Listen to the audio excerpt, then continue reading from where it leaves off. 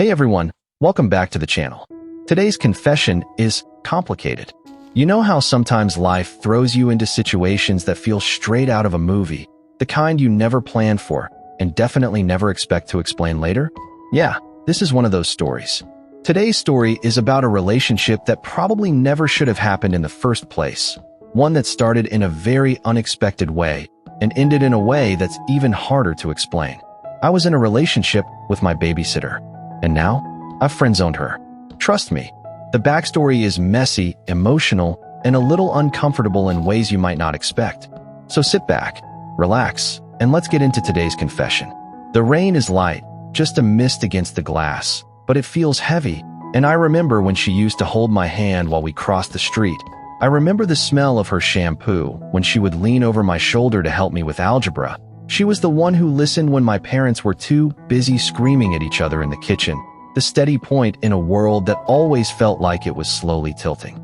Then I turned 18, and the dynamic shifted, not with some dramatic explosion, but with a slow, agonizing slide, a lingering look over a pizza box, a hand that stayed on my shoulder a second too long, and before I fully understood what was happening, we had started something that felt like rebellion, like a secret world where I was the man and she was the prize. For years, it worked, or at least, I told myself it did. We moved into this city together. I got the corporate job, the suits, the polished life, and somehow she stayed exactly where she was, still holding on to the version of me that needed a babysitter. I get it, she says, her voice raspy from the cold air as she steps back inside, sliding the glass door shut with a soft click that sounds a little too much like a lock turning. We've grown apart. You're a big shot now. You need someone who didn't see you cry when you failed your driving test. It's not that, I say, even though it is exactly that, because the truth sitting in my chest feels heavier than the rain outside. I'm tired of being handled, tired of the way she looks at me like I might break if the wind blows too hard. I just think we've hit a ceiling. I want us to be able to get coffee, to talk, to be there for each other without the weight of the past. She walks over to the bookshelf, running her fingers slowly along the spines of the books she helped me pack 3 weeks ago. And then she stops at a small silver frame, the photo of us from 5 years ago at the lake, where I look like a kid trying too hard to seem tough, and she looks like she's holding onto a life raft. Friends, she muses softly, her voice dropping almost to a whisper. That's a very safe word. It's a clean word. It's the right word. I insist, though even to my own ears it sounds thinner than I want it to. She turns to look at me, and for the first time tonight, she really sees me. And there's something sharp in her eyes, not sadness, not even anger, but something cooler, more clinical. Okay, she says, tucking a strand of hair behind her ear. If that's what you want, then that's what we are, friends. No more secrets, no more hidden folders. My heart stutters. What hidden folders? She reaches into her pocket and pulls out a small thumb drive, the one I was sure I lost months ago, the one that holds the digital trail of our relationship back when things were still complicated, back when the legal lines weren't as clean as I like to pretend they were. I was going to destroy this tonight, she says, tossing the drive onto the coffee table where it clatters against the wood like a tiny plastic bomb. But friends don't keep things from each other, right?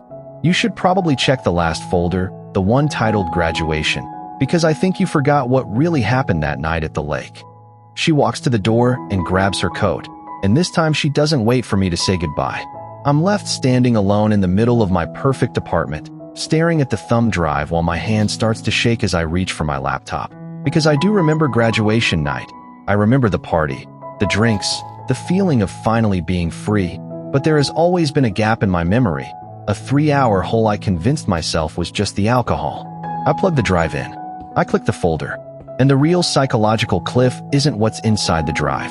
It's the timestamp on the file. It was created 2 days before graduation. The words on the screen are sharp, clinical, and written in my own font, and the worst part is, I remember writing this, though I remember it the way you remember a nightmare you try to shove out of your head the second you wake up. It isn't a plan for a life together. It's a step-by-step blueprint for a cage. I wasn't just a kid who fell for his babysitter. I was a kid who realized she was the only person who could see the cracks in my family's foundation, and I was terrified of what would happen if she ever decided to leave. So I didn't just fall in love. I manufactured dependency. My eyes moved down the list of incidents I had carefully recorded, each one small on its own, each one quietly devastating when placed together. She had an interview for a teaching job in another state, and I deleted the confirmation email from her laptop while she was in the kitchen making us grilled cheese. She had a fight with her sister, and I intercepted the apology letter, whispering gently in her ear that I was the only one who truly understood her. I spent my entire senior year slowly shrinking her world until I was the only thing left inside it. And graduation night, the night I always told myself was a blur of drunken passion, it wasn't an accident at all. I planned the mistake, because I knew that once we crossed that line, she could never go back to being just the girl who watched me grow up. I tied her to me with guilt, and with a secret that could have destroyed her career. You were always so good at math. Her voice comes from the doorway, and I nearly jump out of my skin. She's back. She never actually left. She just waited in the hallway, listening to the quiet sound of my world collapsing. She leans against the frame with her arms crossed, watching me with a kind of pity that lands on my chest like physical weight. "I thought you deleted it," she says as she walks slowly into the room, her boots clicking softly against the hardwood. "I thought when you got the promotion, when you bought this place, you'd finally let the ghost go, but I found the backup in the old trunk, the one you told me to throw away." I was a kid. I rasped, my voice thin and fraying at the edges. I was scared. I didn't want to lose you. "You didn't want to lose your safety net," she corrects calmly, and the lack of anger in her voice somehow makes it worse. "You didn't want to lose the person who knew about your father's business trips or your mother's medicine cabinet. You didn't love me, you recruited me." My eyes dropped back to the screen, to the cold, methodical way I had mapped out her isolation, and then back to the woman who gave up her 20s to move to a city where she knew no one. Also, I could feel secure while I climbed. "And now you want to be friends," she continues, a small, jagged laugh slipping out. "You want the benefit of my silence and the comfort of my history, but you want to lose the obligation of my presence. You want to be adult now, which means you want to be clean." She steps closer and leans over the desk, and her scent, that same vanilla and rain, fills my lungs in a way that feels dangerously familiar. She smells like home, and she smells like a trap. "But here's the problem with being friends," she whispers, her eyes inches from mine. "Friends don't have leverage. Partners do. And since we're just friends now, I don't have to protect the boy who wrote that document anymore. And I definitely don't have to protect the man who lied to the board about his sabbatical 3 years ago." The blood drains from my face. That was the one secret I buried deep enough to stay dead. If that gets out, the firm, the reputation, the carefully polished life, all of it disappears overnight. "What do you want?" I ask, the words tasting like copper. "I don't want your money," she says, and the calm certainty in her voice is the most terrifying thing in the room. "And I don't want your apartment. I want the one thing you've been trying to take from me since I was 29. Her fingers rise to my cheek, cold and deliberate. "I want you to be the babysitter," she murmurs softly. "I want you to feel what it's like to have your life curated by someone who claims to love you. I want you to stay in this apartment and report to me, every day, every hour. You're not a friend, and you're not a boyfriend." Her eyes lock onto mine. "You're an asset." She pulls a second phone from her pocket, one I've never seen before, and slides it slowly across the desk. "I've already redirected your work emails," she says calmly. "And I told your assistant you're taking mental health leave starting tonight. You're going to stay here, and we're going to talk, really talk, about everything you've done since graduation." I stare at the phone, then at the door. She isn't blocking it. She's just standing there, waiting. And the real psychological cliff isn't that she's kidnapping me.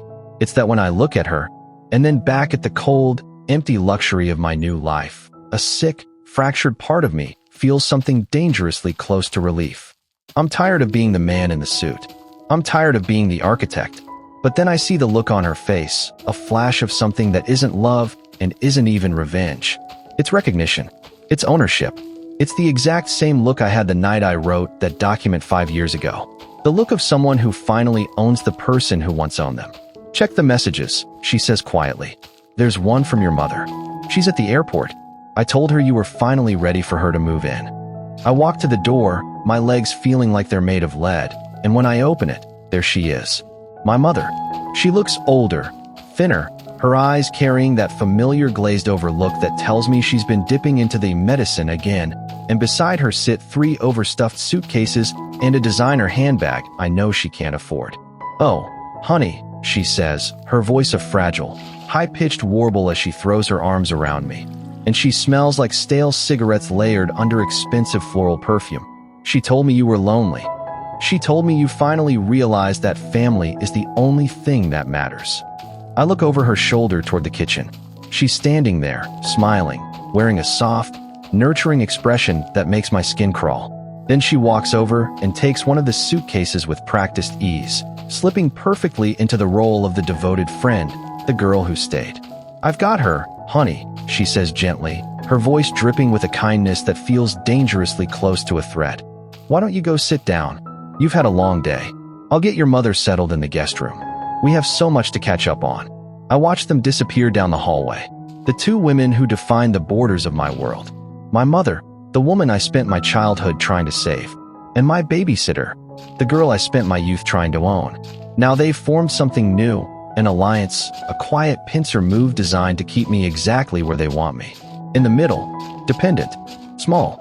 I drift back to the laptop and stare again at the document. The contingency. I wrote it because I was a terrified boy who believed that if I could just control the people around me, I wouldn't have to feel the chaos of my home. And back then I thought I was being clever, strategic, the careful architect of my own safety. But all I really did was draft the blueprint for my own imprisonment. An hour later, my mother is asleep, drifted off into a chemical fog in the room I once planned to turn into a home office. And I'm sitting out on the balcony while the city lights flicker below like a million lives I no longer belong to. She joins me quietly, leaning against the railing while the cold wind plays with her hair. "You think I'm being cruel," she says without looking at me. "I think you're being thorough," I reply. For a moment, the city hum fills the silence between us. Then she speaks again. "I spent 10 years waiting for you to see me," she says softly, her voice low and steady. "Not as a savior, not as a secret, and definitely not as a friend. I spent my prime years being the ghost in your attic because you were too afraid to stand on your own 2 feet. Her words land exactly where they're meant to. "You wanted the comfort of a mother and the thrill of a lover," she continues, "and you wanted it all for the price of a lie." I tried to move on, I say, and my voice cracks despite my best effort. "I tried to be better." "You tried to erase me," she corrects calmly.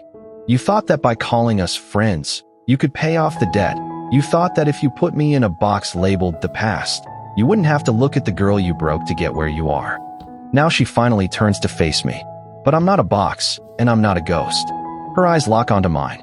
"I'm the person who knows you're just as fragile as your mother, and just as manipulative as your father."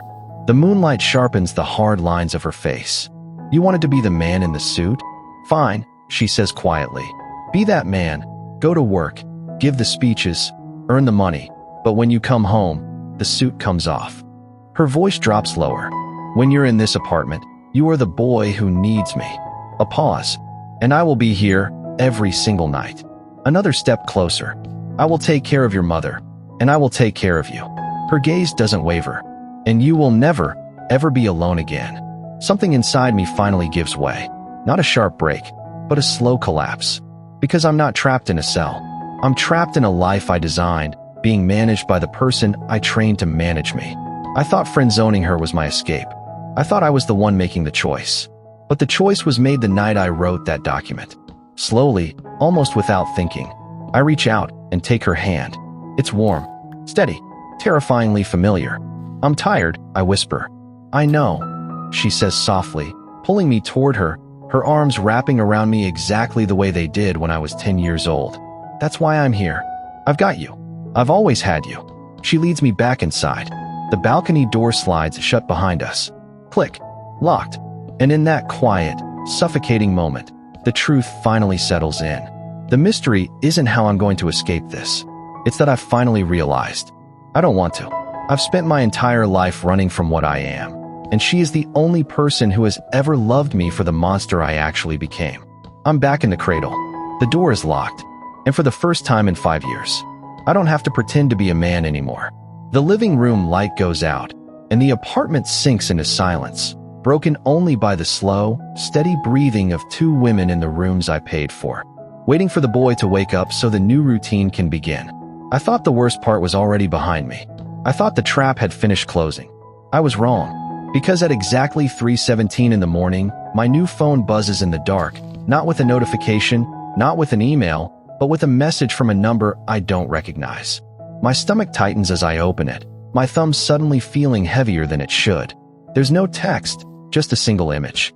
An old photograph, grainy and yellowed at the edges, the kind of picture that looks like it's been sitting in a drawer for years. And the second I see it, the air quietly leaves my lungs.